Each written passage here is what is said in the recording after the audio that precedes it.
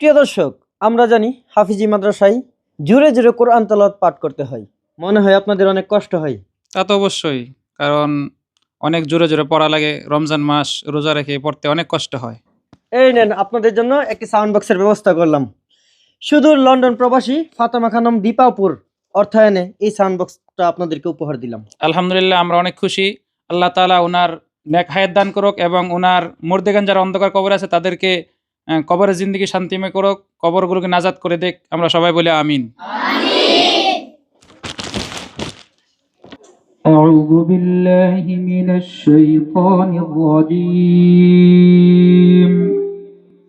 بسم الله الرحمن الرحيم তোমরা কি পিছন দিক থেকে শুনতে পেয়েছো?